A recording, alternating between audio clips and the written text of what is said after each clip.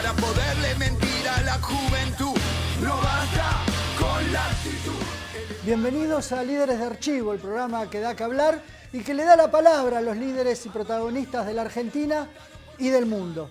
Hoy le toca el turno a Elisa María Avelina Carrió, Lilita Carrió, como todos la conocen popularmente, una dirigente surgida de las filas de la Unión Cívica Radical, que en el año 2001 decidió alejarse de ese partido en los turbulentos tiempos de la Alianza. De hecho, fue una discusión por una ley que impulsaba Fernando de la Rúa de atribuciones al entonces ministro de Economía, Domingo Cavallo, que generó la partida de la dirigente desde la Unión Cívica Radical a la formación de su propio partido, la Coalición Cívica ARI, que está cumpliendo en estos tiempos 15 años de vida, y por eso quisimos dedicarnos a repasar los discursos de Elisa Carrió, que como vamos a ver, en 15 años la política es tan dinámica que va mostrando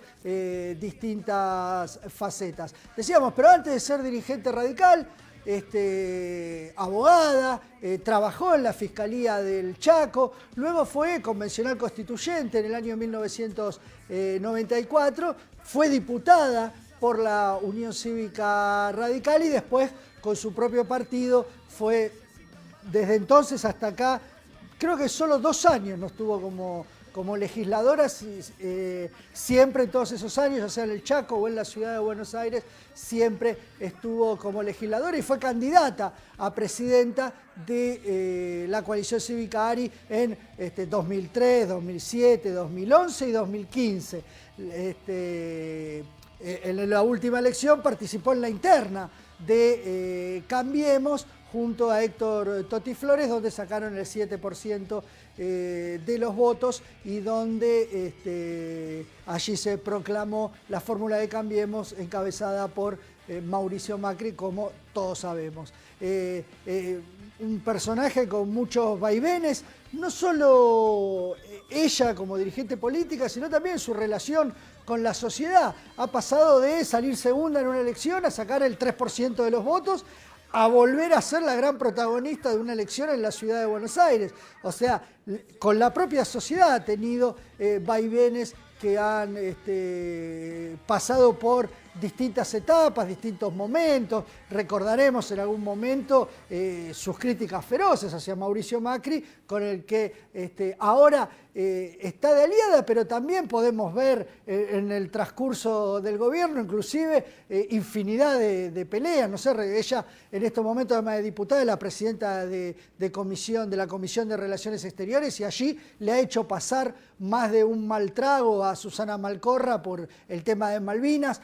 Por poner un ejemplo, hace 2 semanas, de hecho la semana pasada, antes de que se hiciera este fin de semana, el Congreso de la Coalición Cívica ARI estuvo reunida en Olivos con el propio presidente Mauricio Macri para tratar de limar asperezas que se habían estado generando en la semana. Y decíamos, el sábado se realizó el Congreso de la Coalición Cívica ARI, entre otras cuestiones también celebrando los 15 años de ese partido político. Y como hacemos siempre antes de entrar en los discursos, tenemos 2 invitados en el piso para charlar, 2 personas que estuvieron, participaron y mucho, hasta, si no me equivoco, estuvieron hasta en la conformación de lo que fue la Coalición Cívica ARI. Estamos hablando del exdiputado Carlos Raimundi. ¿Qué tal? ¿Cómo te va? ¿Qué tal?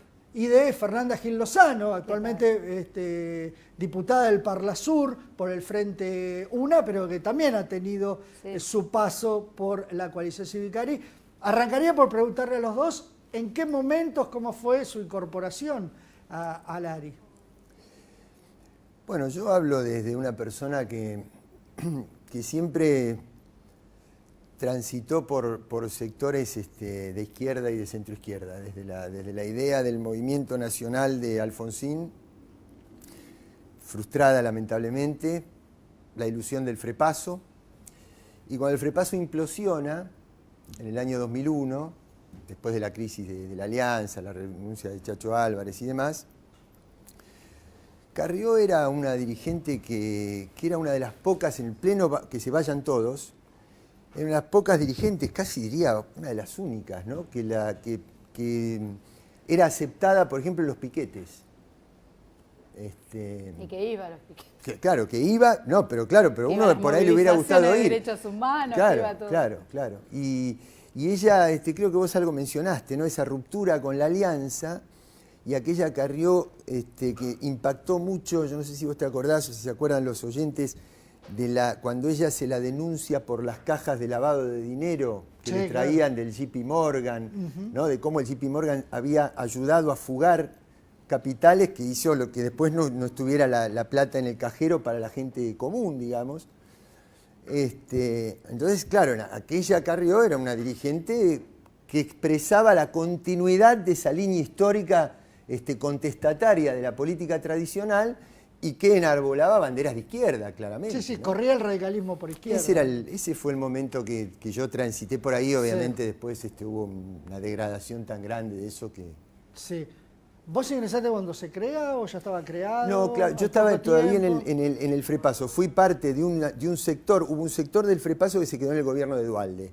Y hubo un sector del FREPASO que ingresó al ARI. Yo era diputado, integramos un interbloque entre ARI. Ahora que cuando te escuchaba decir ARI, que lo dijiste, lo mencionaste, porque eso fue anterior a la coalición cívica, claro. Era algo así como agrupación o no sé qué para una república de iguales. Exactamente. Es decir, afirmación para una república de iguales. La lucha por la igualdad, ¿no? ¿Qué habrá quedado, ¿no? de aquella cosa original de la lucha por la igualdad, ¿no? Y bueno, ahora la vamos a escuchar y vamos a repasar un poco a ver cómo fue esos cambios de época. ¿Vos cómo se dio tu acercamiento? Mira, mi acercamiento vino, en realidad yo daba clases en el Instituto Arendt y a partir de ahí vino la propuesta y yo al principio decía que no, después me animé y ya lo que pasa que ¿De qué la año Lilita, estamos hablando del año 2005, 2006, yo entro en el 2007 como diputada nacional y a mí siempre me gustó una Lilita que era de izquierda, que era contestataria, un poco siguiendo la opinión de Raimundi. Pero, a ver, ella ya en la coalición cívica, yo reconozco que no se había incorporado, porque dejó de ser ARI, pasó a ser coalición cívica ARI. Ya estaba el partido de Patricia Bullrich. Yo entro en ese, digamos, en ese reagrupamiento y ese reagrupamiento ya ahí comienza a haber un conjunto de fuerzas de derecha, ¿no? Claro. Pero qué bueno que eran parte de un armado, que yo creo que fue un armado junto con los socialistas, que es el mejor momento de Lilita. Es el momento en que ella llega a tener el 25% casi. Bueno, si les parece... Ese es el mejor momento. Claro. Después, bueno. Si les parece, les sugiero, vamos a arrancar escuchando a Lilita Carrió hace 15 años atrás, cuando se conformaba el ARI. Vamos a verla cambiada a ella y vamos a ver un poco lo que decía en ese entonces. A los 42 años, Elisa Carrió redescubrió la religión católica. Para entonces, ya había entrado en la política como un tifón llamado Lilita. Pudo hacerlo antes de la mano de su familia chaqueña, pero fue recién en 1994 que esta abogada con un doctorado y una carrera en la justicia tuvo participación pública. Ese año fue miembro de la comisión redactora de la Convención Constituyente. Queriéndolo tanto a él, amo como amo profundamente a Eva Duarte de Perón. Y en 1995 y 1999 fue elegida diputada nacional por el Chaco. Impunidad es cómo funcionan y siguen funcionando en Argentina los organismos de seguridad y de inteligencia. No se modificaron absolutamente en nada. Vienen desde hace décadas funcionando en el marco de lo que se conoció como la doctrina de seguridad nacional, esto es, cuidar gobiernos y no cuidar ciudadanos, y no fueron depurados, porque obediencia debida, punto final, e indultos, crearon en la Argentina una lógica de la impunidad. ¿Cómo no van a participar, digo yo, Rivelli y otros tipos de la federal en esto, si en este país desaparecieron 30.000 argentinos y a nadie le pasó nada? Hay una lógica de que puedo hacer cualquier cosa y a mí no me pasa nada. Ahora, lo que dice Cristina es algo, ¿no? Ella está denunciando y todo el mundo sabía. Ahora, lo increíble, en los primeros 8 cuerpos, donde está lo que se encubre, del expediente de la AMIA es que fue la CIDE la que tomó las declaraciones. Es decir, de que el juez no tomó las primeras declaraciones, sino que fue la misma CIDE la que empezó a tomar declaraciones y donde las primeras pistas importantísimas fueron borradas de una manera increíble. Tanto de la CIDE como del POC. Sí, desaparecieron. Cuando las pistas van conduciendo a una verdad que puede ser tremenda, se van a verlo a este Montaner a Venezuela para sacar la pista Irán. Entonces está todo muy claro y yo creo que la verdad en este tema es la verdad y la justicia para todos los argentinos. Y además anuncio mi renuncia al bloque de la Unión Cívica Radical, señor presidente. Otra candidata, la doctora Carrió. Enemiga de la Unión Cívica Radical.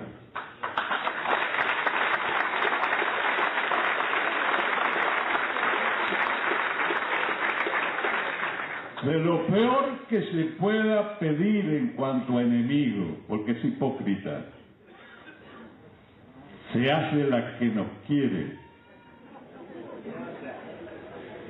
y va pasando la ambulancia por todo el comité para ver si consigue un radical que la apoye.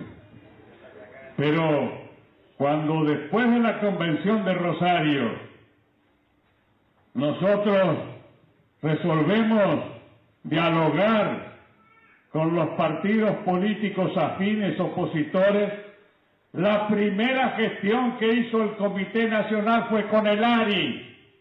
Y el ARI contestó que no dialogaba con la Unión Cívica Radical. Así nos trataron. Antidemocráticamente. Dijo siempre que éramos la vieja política.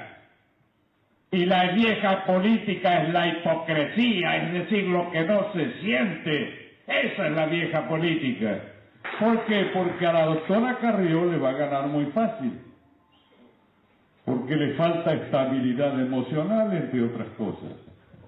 Sería inaccesible el que alguien te mate si te daba la contraria. Es curioso porque Raúl Alfonsín y Lilita Carrió en un punto venían como de un mismo espacio ideológico dentro. Cuando vos hablabas, Raimundo, de las expresiones del radicalismo por izquierda, digamos, o progresista. Los dos como... ¿De dónde vendrá todo ese rencor así que tenía Alfonsín con Carrió? No sé, el hijo pródigo será. No, eso no sé. Pero ¿sabes qué pasa? Que a mí me cuesta encontrar algún punto de racionalidad en todo esto, digamos, ¿no? Porque uno trata de defender un estilo de militancia que tiene, desde luego, aciertos y errores, desde luego, pero siempre tratando de mantener alguna línea de racionalidad que yo creo que esta dirigente la ha perdido hace mucho tiempo. Yo creo que es más un problema nuestro de seguir dándole algún lugar de centralidad. Los medios también han conseguido un personaje que le llena, pero más tipo, ya ahora últimamente tipo espectáculo. Pero en el medio ha habido cosas graves, porque yo no me puedo olvidar, y ahí sí, porque esto me permite plantear una cuestión de línea política profunda. No se pueden olvidar ustedes cuando ella les decía a las entidades patronales del campo que no vinieran a hacer una protesta en Buenos Aires porque había emboscadas de la cámpora que estaban armados para asesinarlos. Eso es tremendo. Pero no, es tremendo. Eso no resiste a ninguna lógica, pero además es tremendo por lo que le ha pasado al país, por lo grave que fueron las acusaciones, por lo grave que fue la violencia aplicada a la política, y ella reavivando eso con una mentira tremenda. ¿Para qué? Entonces digo, seguirle dando demasiada trascendencia a personas que han transitado por ese nivel de locura, no sé, a mí me parece que es un error nuestro, digamos, ¿no? Sí. Igual será como sociedad, digamos, ¿no? Porque es una representante de la sociedad, digamos. Sí. Yo decía fluctuante, porque tengo gente muy querida que la sigue escuchando, sí. Ha tenido el 3%, pero ha tenido el 20% de los votos también, digamos. Sí. Tiene una representatividad. Es increíble, digamos. sí, pero vos después de sacar un 1%, ¿por qué tenés los espacios que tenés en los medios, ¿no? No, me imagino ustedes los políticos que saben cómo se maneja un poco, entonces es lo que cuesta a veces conseguir. No, yo si supiera bien estaría más en los medios, no sé muy bien cómo es. Pero vos hablabas también de la comisión y de las famosas cajas, pero esas cajas me parece que no había mucho cuando llegó la hora de la verdad. Ahí la veíamos con Cristina en el informe, con Cristina Fernández, que ya estaban juntas en esa comisión de lavado. Sí. Pero después las cajas esas al final parece que tanto no había. Yo por eso, yo más que personalizar, digamos, yo sé que está hecho para hablar de Lilita, pero la verdad, yo prefiero ir a ciertos conceptos. Acá el problema es que en aquel momento se denunciaba a Prat Gay, que era el representante que tenía JP Morgan en la Argentina y que había facilitado la fuga de divisas junto con otros bancos internacionales. Es decir, había un enfrentamiento con la banca internacional que había saqueado el país. Y hoy está ella apoyando un gobierno que lo tiene a Prat Gay para diseñar la política financiera y la política económica. Ahí está el problema. Sí. Que igual no es un cambio, vos también hablabas del cambio en Carrió, de la progresista a lo que es ahora. Y yo coincido pero digo, no es un cambio de nombre, digamos, porque sea Prat Gay, es un cambio de pensamiento político prácticamente. Sí, yo al menos, primero que entiendo que Alfonsín reaccionara tan mal con ella, le partió la Unión Cívica Radical. Aparte un partido muy machista, yo creo que ese fue un momento para ella muy terrible porque yo no acuerdo con lo que dice Raúl Alfonsín. Yo creo que a ella le costó mucho irse de la Unión Cívica Radical, mucho.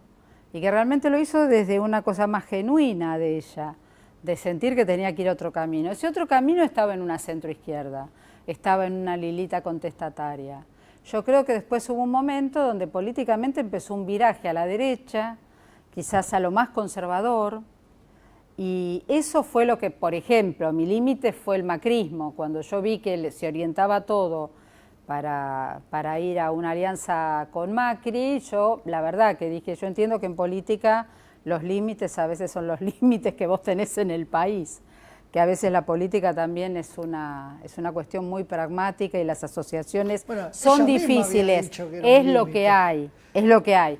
Ahora, ir con Macri es ir con el empresariado, es ir con las corporaciones, es ir con la gente que no nos quiere, que sabe que somos un pueblo sacrificable, somos una región que están preparando para el sacrificio. Esto me parece terrible, terrible, sinceramente. Y después me parece que hubo también una tendencia en ella a no hacer política. Ella comenzó a judicializar lo político. ¿No? Es decir, su manera de trabajo político fue ir a la justicia. A veces con pruebas, a veces la verdad que sin ninguna prueba. Sí. Ese denuncialismo, ¿lo encontró como una beta política o era sincero? Mira, yo ¿O creo, era una forma de confrontar con el gobierno anterior? Yo creo que son sus... Yo creo que ella es una pésima estratega y tiene reacción táctica. Es una mujer que tiene reacción táctica. Ella sabe cómo estar en los medios. Puede tener el 1,8, el 25 o el 60, ella va a estar en los medios. Eso realmente es una reacción táctica. Sabe dónde pegar, sabe cómo dar un impacto. Bueno, a Macri lo está volviendo loco. Es decir, yo creo que tiene mucha fuerza en ese sentido. Sí. Ahora, el tema es como alguien que va con un conjunto de gente sin saber bien a dónde y medio tomada. No es bueno. Y yo creo que la gente ha tenido intuición. A mí me parece que la gente a Lilita la quiere mucho, pero no la vota. Sí. Hay algo de intuición, de saber, bueno, estamos de acuerdo, o sea, ella logra tácticamente muchas cosas. Por ahí hay un cambio entre lo legislativo y por ahí lo legislativo le va mejor. Me parece que la mejor gente la quiere como una fiscal, la quiere como alguien que esté en una banca, como digamos, el tábano en el caballo de los atenienses, ¿no? Como ahí mordiendo, picando, aguijoneando. Ahora, no la quieren... porque la verdad que es una máquina de demoler cualquier construcción, ¿eh? Bueno, o sea, vamos es la demolición, pero bueno, me parece que eso tiene que ver con que no es una persona con estrategia. Claro, porque hoy esto que yo te digo, va como en un grupo, no se sabe bien a dónde, y la verdad que vos la ves desorientada muchas veces. Esto me parece, y esto es un tema que en política... las diferencias son políticas, es decir, yo con ella nunca tuve problemas me peleé porque me contestó mal, porque no me miró, de su personalidad. los problemas que vos empezás a tener con ella son políticos, Claro. muy ligados a este tipo de... Para mí, ¿no? Es mi experiencia. Hoy estamos hablando de los 15 años del ARI, pero, y vamos a hablar también después de eso. De ese ARI algo fundado en la Emilia Sí, a esto, sí. que se sigue llamando ARI, Sí. bueno, estamos en el día y la noche. No, o no, sea, claramente. Pero iba a decir que estamos hablando de 15 años del ARI, pero si hay algo de la que se la acusa, digamos, es de no saber en el tiempo sostener construcciones políticas, partidarias, digamos. Las rompe. Pero vamos a hablar después de eso, ahora vamos a ver el segundo informe y las palabras de Elisa Carrió.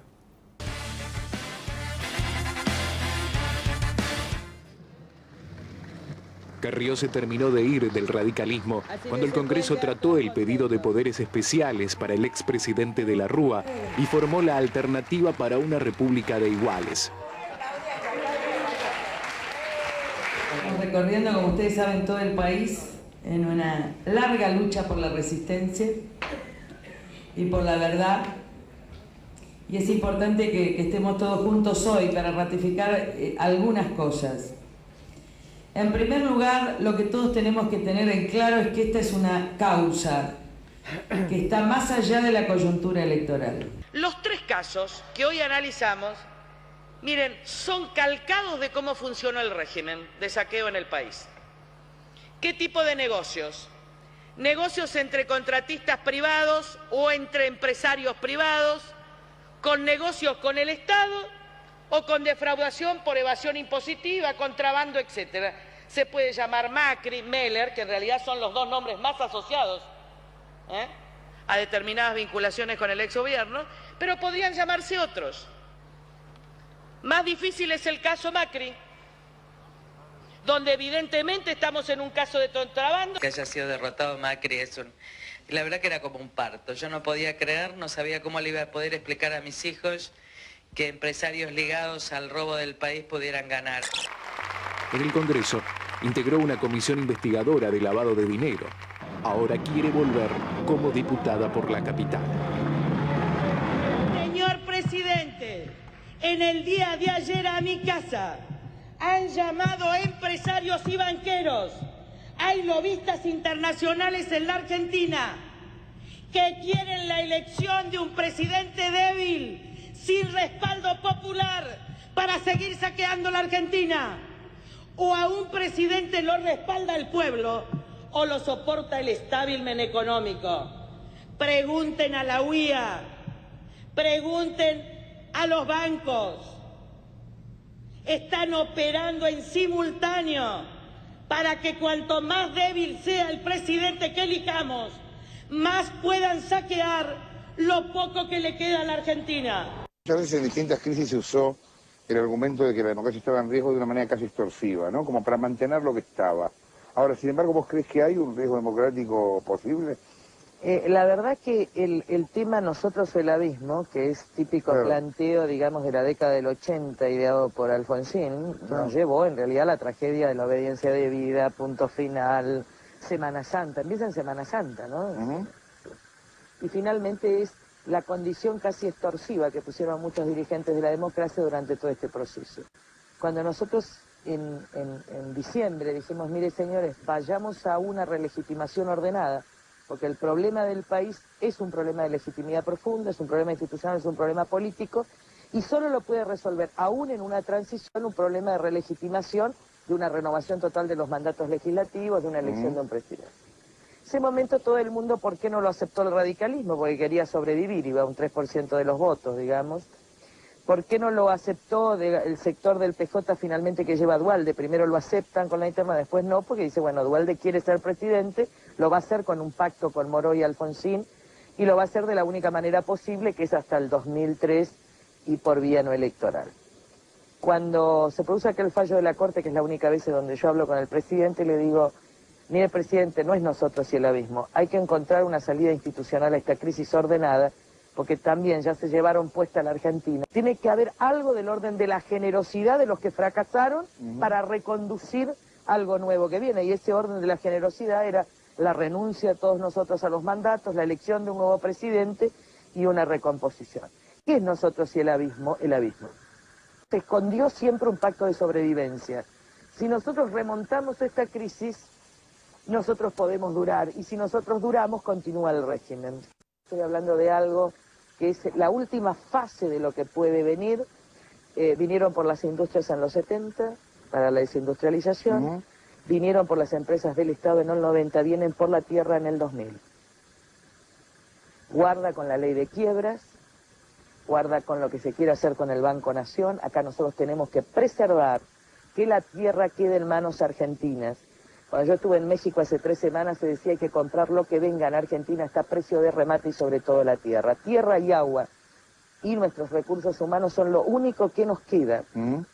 Y entonces tenemos que tener toda una política, pues no vaya a ser que no nos demos cuenta.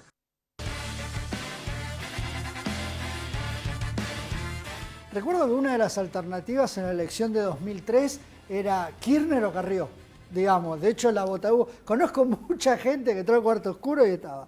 Y a Kirchner no lo conozco, Carrió no sé. Pero después, cuando asumió el kirchnerismo, un poco la impronta progresista, que para algunos tuvo el primer gobierno de Néstor Kirchner, vos, por ejemplo, ¿pensás que le quitó un poco de lo que el ARI venía ofreciendo? Y no lo sé, porque te diría, sí le quitó mucho protagonismo si yo siguiera pensando en Carrió como una líder progresista. Pero, bueno, hasta 2003, más o menos. Sí, claro, sí, 2003, 2004, 2005 inclusive, sí. No, mira, yo creo que cuando recién decíamos esa capacidad que tiene para estar en los medios, estamos hablando de los medios hegemónicos, ¿no? De los grandes medios.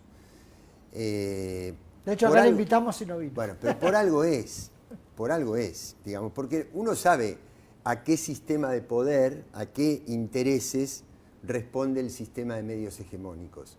Quiere decir que cuando el sistema de medios hegemónicos son una persona que socialmente no representa mucho, porque lo dicen, o electoralmente no representa mucho, pero sí mediáticamente representa mucho, quiere decir que le sirve a ese esquema de poder de los medios.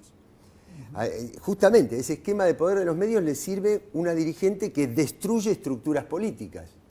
Porque justamente prisionera de sus propias palabras, ¿no? Cuando ella dice se necesitan dirigentes débiles, bueno, parte de esa debilidad es no tener una estructura política que la conecte, digamos, con el territorio. Bueno, entonces al medio le sirven dirigentes de este tipo. Y la segunda cosa que tiene siempre que ver con un concepto, y esto lo digo porque lo necesito decir también, personalmente. A mí no se me escapa que a mí se me dice a veces, vos estuviste en este lugar. Sí, pero ¿qué es lo que pasa? ¿Quién cambió? Digamos, cuando la Unión Cívica Radical plantea el movimiento nacional, ¿no? Todo lo que fue el alfonsinismo, aquella gran esperanza, aquella gran ilusión, y pasa del juicio a las juntas a las leyes de impunidad. Y eso genera una frustración muy... El que cambió es la estructura política, no es uno. ¿No? Cuando digo esa primera cuestión de recuperar al Estado que termina en su ruina, en las privatizaciones, en todo lo que fue el último tramo que hizo que ese gobierno de Alfonsín terminara con tanta disconformidad social. Entonces, ¿qué pasa cuando un dirigente... Entonces, ¿qué pasa? Hay crisis de los partidos políticos. La elección del año 2003, los 5 primeros puestos son 3 vienen del Partido Justicialista que no pudo cerrar su interna, es decir, justicialismo en crisis, Menem, Kirchner, Rodríguez A, y 2 son desprendimientos del Partido Radical, Carrió, López Murphy, uno por izquierda, otro en ese momento, otro por derecha. Quiere decir crisis de los partidos políticos. Frente a esa crisis de los partidos políticos emergen liderazgos personales. Entonces uno se esperanza con algunos liderazgos personales.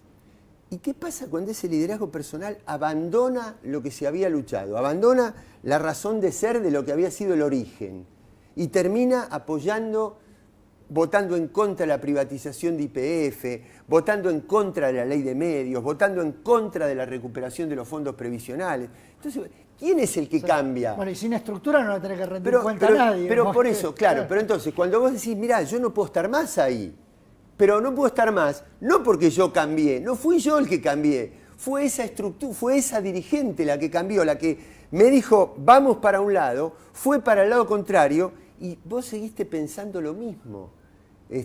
Eso quiero explicarlo porque la cuestión no es la permanencia en los sellos, la coherencia no te la da permanecer en un sello, te la da permanecer en una línea ideológica, en una línea de militancia, en una línea de hacia dónde tiene que ir un país, hacia dónde tiene que ir una región. Los que han cambiado han sido muchos dirigentes de la Argentina, no nosotros. Ya que tocamos ese tema, ¿cree que sigue existiendo esa crisis de representación?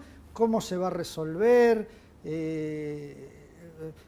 Es muy curioso porque Macri suele hablar mucho de eso, de que hay un cambio, porque ellos impulsan un cambio antipolítica, antimilitancia. La Argentina viene de un bipartidismo, digamos, hasta no hace muchas elecciones, entre el Partido Justicialista y el Partido Radical representaban el 90 y pico % de los votos. Eso ya no está. Lo que no quiere decir que no haya nuevas bipolaridades en la Argentina. Una derecha que es heredera de lo peor de la derecha argentina, pero que trata de remozarse. Hoy no te va a decir, nosotros participamos de los bombardeos a la Plaza de Mayo, no te van a decir eso. Y muchos no te lo dicen porque no hay condiciones, no porque no te lo quieran decir o porque no quisieran hacerlo. Participaron del golpe del 76, por no lo hay que mismo, remontarse por supuesto, tanto. lo mismo, exactamente. Ahora, yo creo que ahí el justicialismo en la década de los 90 sí entra en una crisis de identidad porque Menem, en nombre del justicialismo, hace lo contrario de lo que era la memoria histórica del justicialismo. Y eso lo recupera Kirchner y Cristina. Es decir, si hay una etapa que a mi manera de ver es lo que expresa lo mejor de lo que es el capital simbólico, la memoria histórica del justicialismo, es la etapa de Néstor y Cristina. Aprovechando este tema, vos que sos del Frente Renovador, que pareciera buscar como la avenida del medio. La ancha avenida del medio. La ancha avenida del medio. ¿Crees que la situación va a seguir polarizada? ¿Se puede ir por una avenida del medio? ¿Juega a favor, juega en contra? Mira, no me gusta hablar en esos términos porque me gusta escuchar lo que le pasa a la gente, te digo sinceramente. Eso sería cómo se construye, cómo se suma. Yo creo que, me parece que el Frente Renovador lo que intenta es sobre todo darle a los sectores medios, recuperar sus valores, recuperar el estudio, recuperar el trabajo. Yo quizás vengo a ser como la parte más izquierda de ese frente, más progresista. Hay muchas cosas que comparto, hay muchas cosas que no comparto, y yo creo que la avenida del medio es difícil cuando hay una polarización muy grande en la gente. Venimos de experiencias que yo tendría mucho para criticar a Cristina. Siempre fui oposición al kirchnerismo, no soy peronista, yo soy feminista, quiero marcar también mi lugar político. Pero mi problema con el kirchnerismo nunca fue el discurso, fueron sus prácticas, que me pareció que hubo una distancia importantísima entre esas cosas. Ahora, la sociedad viene como de una experiencia, quizás que se puede decir, mirá, robaron, lo que sea. Ahora, había una distribución del ingreso nacional muy diferente. Hoy la verdad que en muy poquito tiempo lo que vimos fue otra vez una concentración y borrar de un plumazo un trabajo que se había hecho, que vos decís, hay que modificarlo, había que mejorarlo. A mí no me cabe la menor duda, pero yo veo un nivel de impiedad en esta gestión que es falta sensibilidad social, ¿no? Absoluta, pero yo te digo, es gente que nunca ha vivido de un salario. Si hay algo que a vos te pasa cuando hablas con, o ya sea con la parte gerencial del PRO o con la parte más política que tienen, lo que te llama la atención es que es gente que no vive de un salario, te das cuenta enseguida. No les pasa lo que a vos o lo que a mí, que llegamos al día 10 o el día 15 y no sabés cómo llegar al 30. No tienen esa experiencia de vida. Entonces, el diseño de políticas es un diseño en donde son las empresas. No importa cuánto es lo sacrificable. Por eso digo que me parece que en este momento de elecciones, yo creo que necesariamente esto va a tener que polarizarse. Yo, por ejemplo, no sé si seré una oposición responsable o como sea. Yo estoy de la vereda de enfrente de esta gente. Esta gente viene a saquearnos, bueno, viene ahí te a noto un poco triturarnos. crítica de tu propio partido, digamos. Porque le han votado, Sí. le han votado. Yo no lo hubiera hecho. Desde los fondos buitre. Yo no lo hubiera hecho. Ah, mira. Yo no lo hubiera hecho. Pero bueno, también es el nivel de independencia que vos podés tener. Como muchas cosas de la coalición cívica, yo no acompañé el voto de la coalición cívica en su momento. Pero eso, bueno, depende también vos qué hacés. Si vos con los líderes dialogás, si tenés un lugar que te permite que te da oxígeno como para poder tener un juego determinado. Estamos hablando de la construcción política y antes hablábamos de Carrió, que se le carga el mote de destructora de construcciones políticas. ¿Cómo la analizás en ese sentido? Mira, yo creo que Lilita tiene como que te permite una libertad que pocos líderes lo permiten, ¿sí? Hasta determinados puntos. Yo, por ejemplo, tuve confrontaciones importantes con todo lo que era salud sexual y reproductiva, con el matrimonio igualitario, todo lo que fue dar derechos en un sentido que va en contra de un canon eclesiástico. Con Lilita tenés problemas de diferente tipo, pero los tenés. En cuanto a su manera de construcción, te digo, yo un poco ahí sí coincido con Raimundi en que no es una que cambió, ¿no? Es decir, cambiaron los demás, esto lo tengo claro. Es decir, mis causas de vida siempre han sido una sociedad de iguales, los derechos de las mujeres. Más a su propia construcción que a la partidaria, digamos. Yo creo que sí, que hay una centralidad de una líder radial, ella tiene una construcción muy radial, en donde está bien cuando ella articula, pero tiene muchas dificultades cuando tiene que integrarse con otros líderes y tratar de ir a una construcción más sólida, con más tiempo. Ella tiene reacciones tácticas, pero la estrategia es algo que se le pone muy dificultosa. Vamos a escucharla ahora, hablando de estrategia, como candidata presidencial. En distintos momentos en donde fue candidata presidencial, decíamos al principio del programa, 2003, 2007, 2011 y en la interna de Cambiemos de 2015. Por ser un sistema basado en la esclavitud, mentir es un... Elisa Carrió consideró que el ARI realizó una extraordinaria elección en todo el país y a su vez comenzó a definir su futuro. La dirigente chaqueña no logró el apoyo en su provincia. En Capital Federal obtuvo el 19,83% de los votos y tan solo el 1,89% en La Rioja y Corrientes. Lilita, sin embargo, se mostró distendida y de buen humor y aseguró que en el balotaje no apoyará a Carlos Menem, como tampoco está dispuesta a realizar ninguna alianza. La alegría de la diputada del ARI responde a que el partido solo tiene 1 año y 2 meses desde su fundación y tan solo 5 meses de consolidación como partido nacional.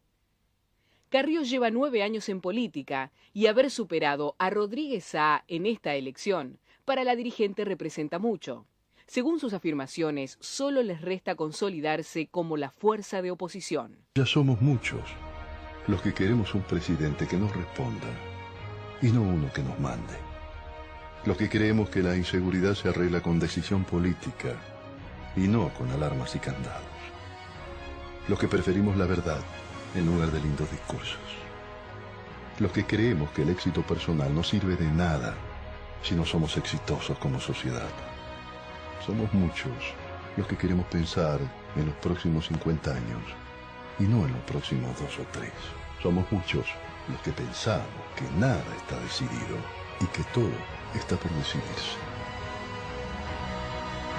A los argentinos nos llegó el momento de contarle al mundo para qué estamos y yo sé que somos millones con una misma respuesta. Ya estamos para un país mejor. La república solo la merecen los países desarrollados, que solo puede haber ciudadanía por ingreso, por derechos, en Finlandia o en Suecia, pero no en Sudamérica. Lo peor no fue la traición que día a día nos produce un régimen autoritario, antirrepublicano, injusto. El mayor daño de los últimos años de nuestra historia fue tornarnos escépticos.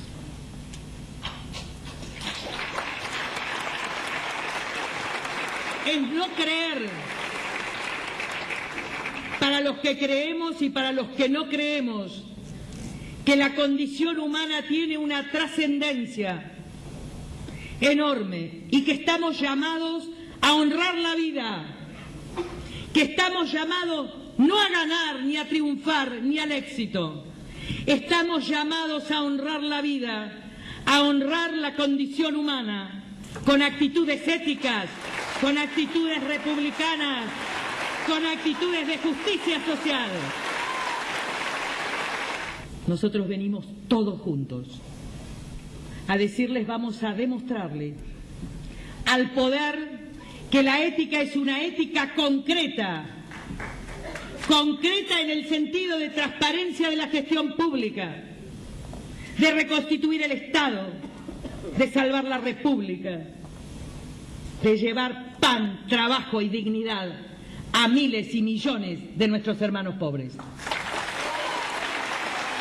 La humillación del campo, que es el tronco que nos mandó a la escuela, que nos llevó a la universidad, que fundó los pueblos y fundó las ciudades. Esta coalición cívica no puede tener prejuicio urbano contra los agricultores y contra los ganaderos. Esta coalición cívica tiene que saber que en esos sectores están uno de los recursos estratégicos de la nación. Tiene que relanzar la ganadería, tiene que apoyar la agricultura, tiene que promover la diversificación. Este campo tiene que tener agricultura y tiene que tener vacas.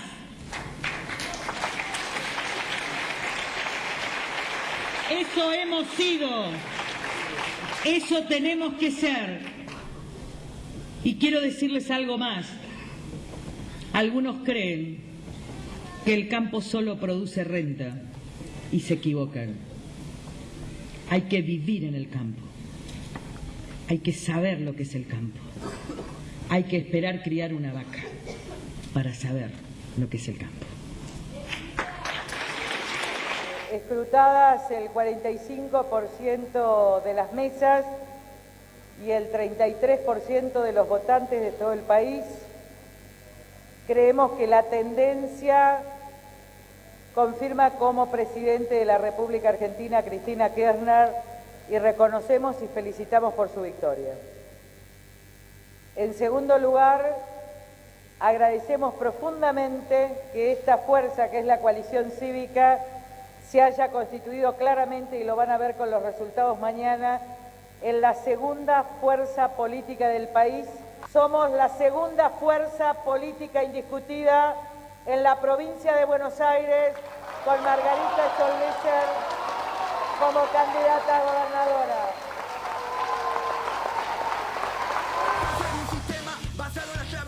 Me he olvidado, Margarita Stolbizer había sido la candidata a gobernadora. Sí, sí.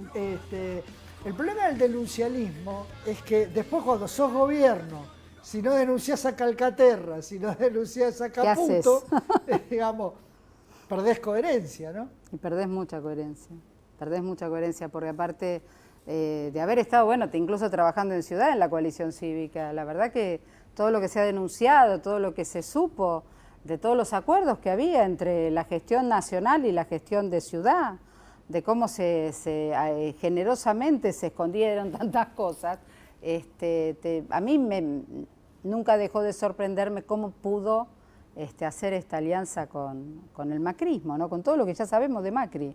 Yo a Macri lo padecí los últimos 8 años en la ciudad de Buenos Aires. Mi ciudad está rota, está sucia, está horrible, es la ciudad más cara del mundo y espantosa. Y bueno, y tenés toda una propaganda amarilla que te dice que estamos bárbaros, que es perfecta. Coincido mucho como porteño. Si yo me quiero ver, realmente, yo como porteña, parece que fuera conocí otra ciudad, conocí otras gestiones, yo decía, no, si igual a esta ciudad no la puede romper nadie, y sí, lo logró, yo creo que lo logró. Sí, la frase era, hasta de la Rúa puede ser un buen intendente en la ciudad, digamos, con tanto presupuesto. Bueno, pero estábamos hablando del ARI cuando arrancó, de ese sector progresista, después hablamos del kirchnerismo, como la disputa de ese espacio progresista, ambos se definen progresistas. ¿Cómo ven el futuro del progresismo en la Argentina, en esta situación, con un gobierno de derecha en el poder?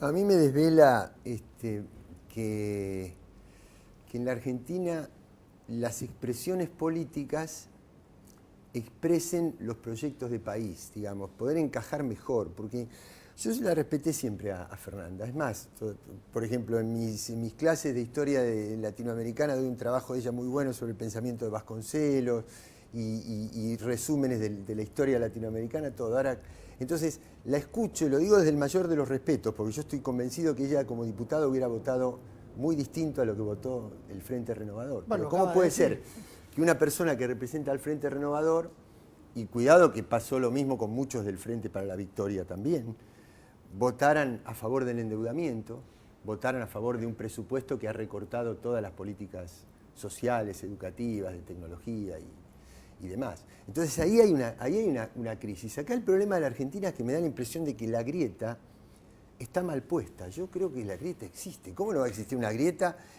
¿Por qué tengo que yo no reconocer mis diferencias abismales con los que el único objetivo que tienen es convertir la tasa de ganancia de moneda nacional a dólar y llevársela del país?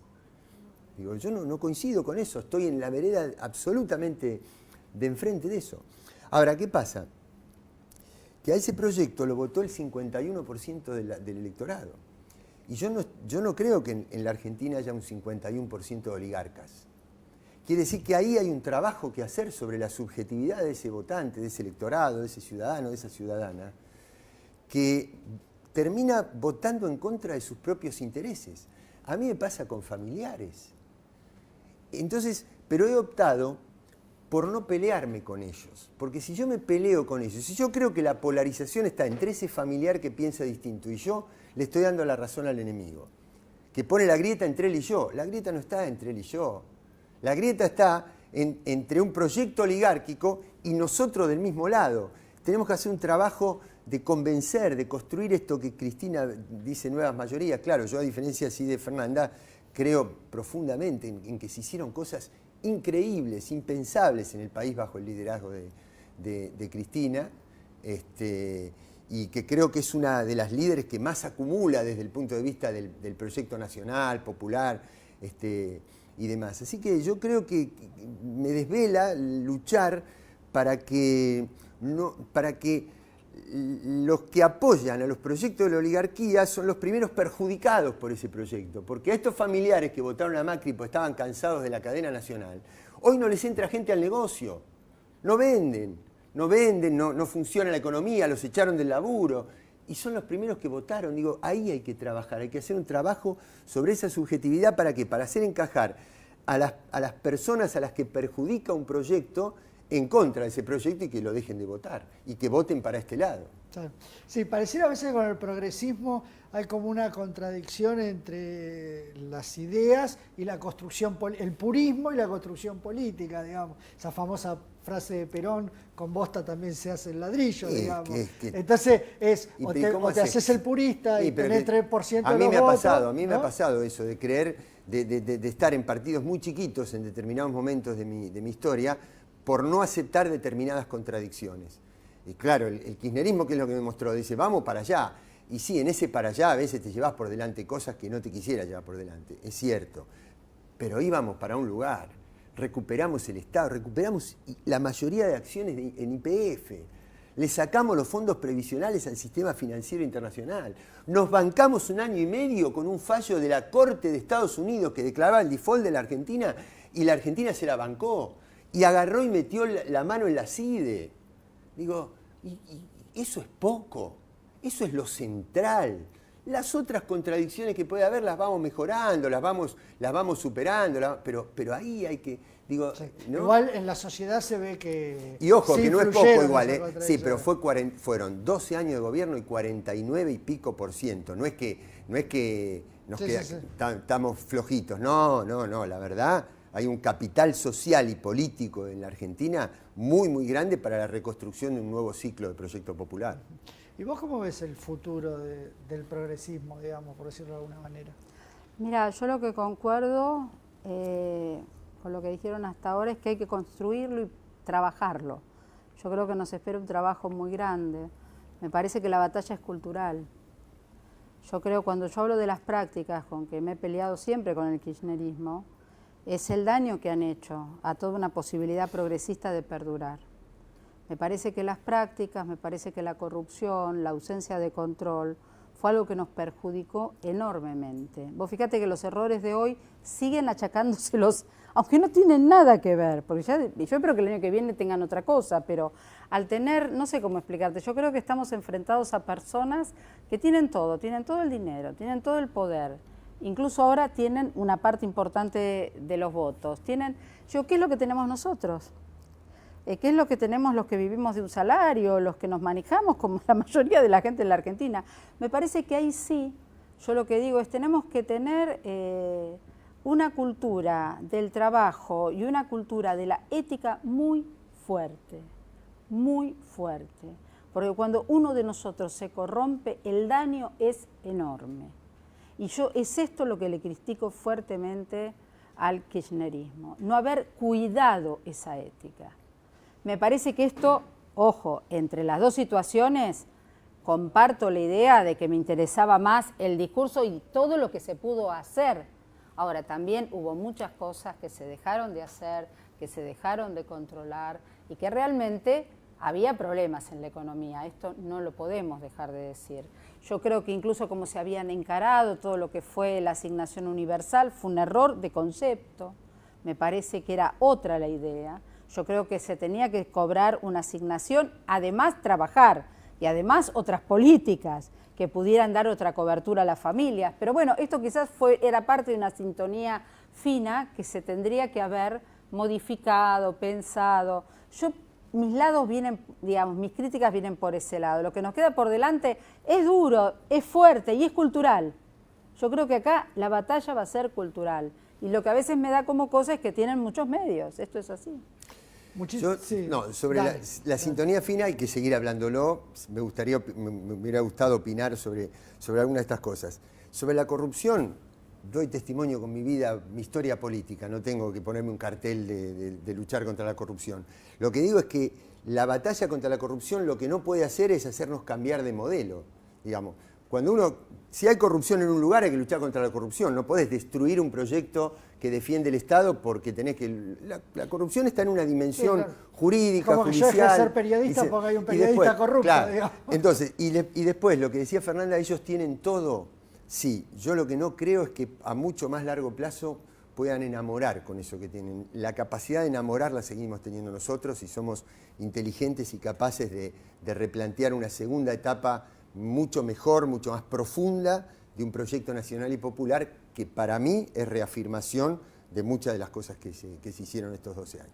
Bueno, muchísimas gracias. Hay que construirlo y trabajarlo, esto es lo único que quiero decir. Dale, muchas gracias a los dos por haber venido. Les recordamos, como siempre, que pueden escribirnos a lideresdearchivo@gmail.com para sugerir protagonistas de la Argentina que quieran repasar en nuestros programas. También que pueden suscribirse a nuestro canal de YouTube, Líderes de Archivo CN23. Como siempre, nuestro agradecimiento a Hernán Nucera, nuestro productor, no solo por el material conseguido, sino porque llamó a medio mundo, desde Elisa Carrió, a quien se puedan imaginar dentro de lo que es la coalición cívica ARI. Y como siempre les digo, recuerden, las ideas no se matan, y antes de decirles que nos vemos el próximo lunes, nos vamos a despedir, como siempre, con una perlita, en este caso un Snapchat que estuvo haciendo Elisa Carrió en el fin de semana, recordando los 15 años del ARI. Ahora sí, hasta el próximo lunes.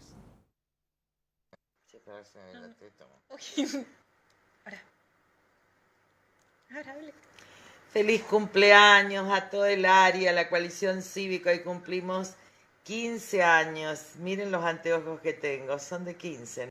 Hacer un sistema basado en la esclavitud. Mentir es su gran virtud. Para poderle mentir a la juventud, no basta con la actitud. El Estado al servicio de la explotación. Los jóvenes a trabajar. A Mariano Ferrer